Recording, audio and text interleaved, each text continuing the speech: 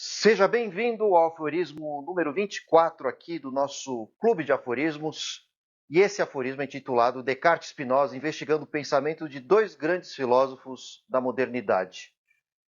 E agora, nesse vídeo, nós vamos tratar do seguinte fragmento, que tem o seguinte título: Conhecendo René Descartes e os impactos da Revolução Copernicana. E além disso, nós temos mais 5 fragmentos, mas só consegue acompanhar quem é assinante do nosso clube de estudos. Aqui embaixo vocês estão vendo o link. Dê uma conferida, entre, veja todos os nossos aforismos sobre tantos diferentes pensadores. É uma plataforma que está em permanente construção e a gente está sempre colocando novos temas, autores que compõem a formação do pensamento humano, não só ocidental, mas também oriental. Recentemente gravamos com Natália Mello alguns aforismos sobre deusas, do Ocidente, do Oriente, vale a pena dar uma olhada. Mas, se você quiser também ver os outros fragmentos que eu vou citar daqui a pouquinho, faça também a sua inscrição no nosso clube.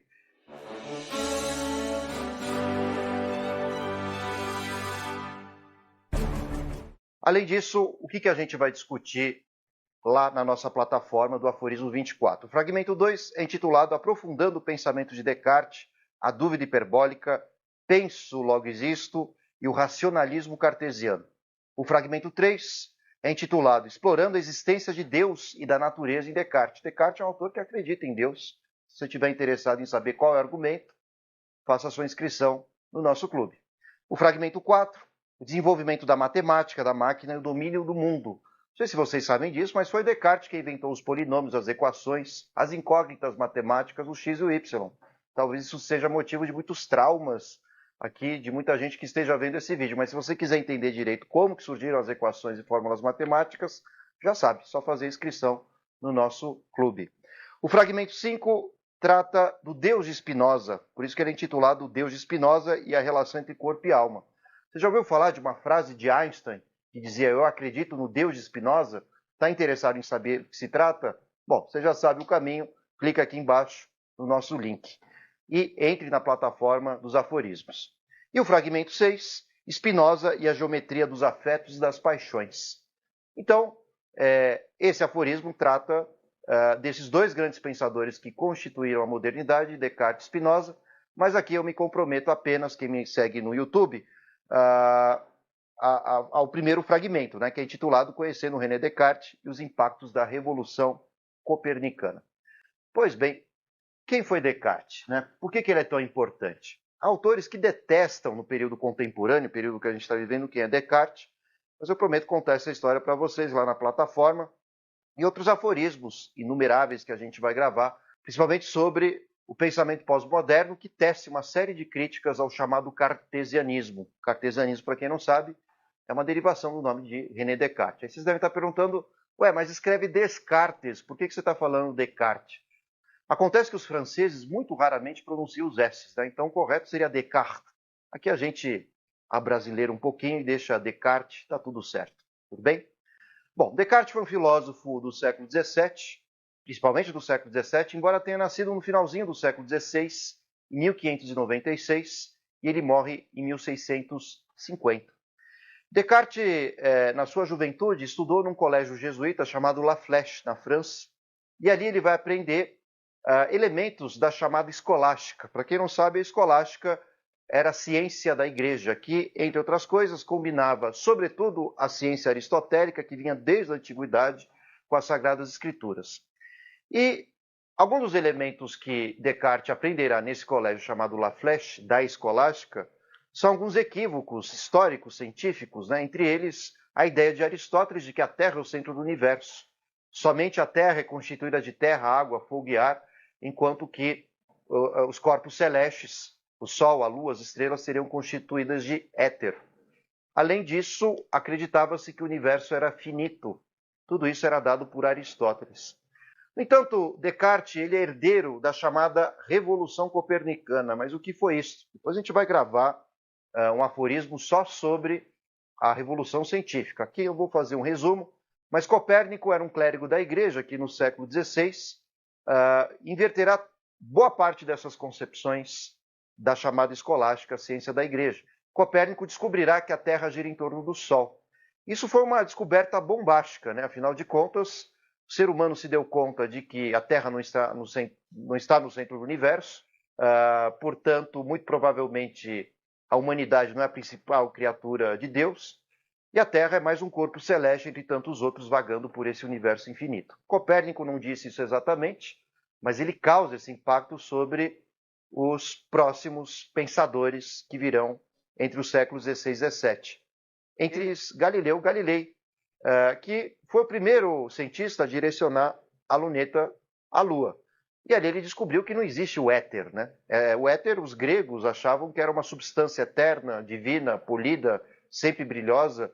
E Galileu, quando olha para a Lua, descobre que a Lua é constituída de montanhas, crateras, e ele chega à conclusão que, se Deus fez esse universo, muito provavelmente o fez a partir dos mesmos elementos materiais. Não havendo essa distinção que dizia Aristóteles, que gerava a ideia de que só a Terra, nosso planeta, é constituída de terra, água, fogo e ar, e os outros corpos celestes de éter.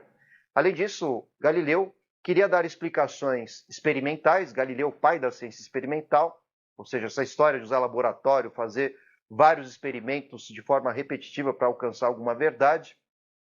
E Galileu também dizia que, se Deus fez o universo, ele o fez sob linguagem matemática, de modo que os clérigos da igreja, caso queiram discutir ciência, precisariam voltar para a escola, aprender matemática e depois conversar com Galileu. Galileu não foi pouca coisa, mas depois a gente grava também alguns fragmentos, aforismos sobre ele. Mas o que importa é perceber que Descartes, quando jovem, digamos assim, em algo equivalente ao que seria o ensino médio hoje, quando ele estava no finalzinho ali da sua formação no colégio, nesse colégio francês chamado La Flèche, ele recebeu clandestinamente as obras de Copérnico e Galileu em suas mãos, obras estas que haviam sido censuradas pela igreja, por isso que ele recebeu clandestinamente. Isso causou uma crise existencial. Afinal de contas, em quem acreditar? Na velha ciência, onde Descartes foi educado. Por isso que Descartes dizia o seguinte: fui nutrido pelas letras desde a minha infância e delas nada pude aproveitar. Na verdade, é uma crítica chamada escolástica. E, ao mesmo tempo, Descartes se apaixonava, né, por essa revolução científica, cuja origem é Copérnico, a revolução da ciência moderna, que pôs fim à hegemonia dos saberes ditos escolásticos. Então, diante disso, Descartes viveu uma dúvida tremenda, né? Em quem acreditar, afinal de contas? É na velha ou na nova ciência? E é a partir desse gancho que a filosofia do Descartes irá surgir, né? Através da dúvida, a dúvida radical, a dúvida hiperbólica. A gente vai explicar isso em outros fragmentos. Eu queria tratar de alguns outros aspectos da vida de Descartes. Inclusive, vai aparecer aqui na tela uma recomendação de um filme do Rossellini chamado Descartes, né? Que outro nome poderia ter, né? O filme não é um blockbuster, né? Mas vocês vão ver um pouco da vida, da obra do Descartes. Descartes era um nobre francês que escreveu duas grandes obras, tanto o Discurso do Método quanto Meditações Metafísicas, respectivamente, nos anos de 1637 e 1641. Ele foi o primeiro filósofo da França a escrever uma obra filosófica em francês. Isso por si só já é algo de revolucionário, já que a maioria das obras era escrita em latim, em nome da escolástica, em nome das tradições religiosas. A intenção de Descartes ao escrever em francês, sobretudo o Discurso do Método, era popularizar o método científico, dizendo que esse método era o que conduziria o nosso espírito, nossa razão, à verdade. Nós não poderíamos mais confiar no método aristotélico, chamado silogismo, que era um método meramente qualitativo. Você já deve ter estudado alguma coisa na escola sobre o silogismo, todo A é B, todo B é C, logo A é C. Descartes dizia que deveríamos traduzir a natureza através da matemática, jamais de impressões ou observações sensoriais, mas sim a matemática. No próximo aforismo eu explico o porquê disso. Mas o fato é que, assim que Descartes escreve essas duas obras, ele foge da França com medo de ser perseguido pela Inquisição. Mas a verdade é que ninguém leu Descartes, à sua época, pelo menos na França, com tanto afinco, e ele vai para a Holanda, onde havia um clima de certa liberdade. Aliás, a Holanda foi o primeiro país verdadeiramente liberal, tanto economicamente quanto também do ponto de vista religioso e político. Não à toa, Spinoza também foi para a Holanda. Acredita-se que Descartes tenha servido ao exército de Nassau e existem algumas hipóteses de que ele teria vindo aqui ao Brasil. Enfim, não há nenhuma certeza sobre isso, mas eu recomendo um livro de Paulo Leminski, chamado Catatal, em que ele cria toda uma ficção, né, do Descartes aqui no Brasil. Tem um outro filme também chamado Ex Isto, estou deixando o link aqui para vocês, a capa do vídeo, tem no YouTube completinho. Enfim, e Descartes no final da vida, aliás, ele morreu precocemente, né, morreu com 54 anos, mais ou menos, e ele foi convidado por uma princesa sueca para lecionar filosofia. Descartes era um cara um tanto preguiçoso, por isso que eu recomendei o filme do Rossellini para vocês, porque retrata muito bem o que foi a vida do Descartes. Descartes acordava muito tarde, dormia muito tarde, ficava sempre no seu quarto, onde ele escreveu boa parte das suas obras, e quando ele vai para a Suécia, começa a acordar cedo, pega o inverno rigoroso e morre de gripe, né? Morreu muito cedo. Enfim, Descartes é autor não só, ou melhor dizendo, não é só o pioneiro, né, do uso das equações matemáticas, como também é o autor da famosa frase penso, logo existo. Todos esses elementos e muitos outros sobre vida e obra de Descartes, Spinoza também, vocês podem acessar na nossa plataforma de estudos. Mas eu queria dar essa contextualizada, né? Quem foi Descartes e qual a importância dele.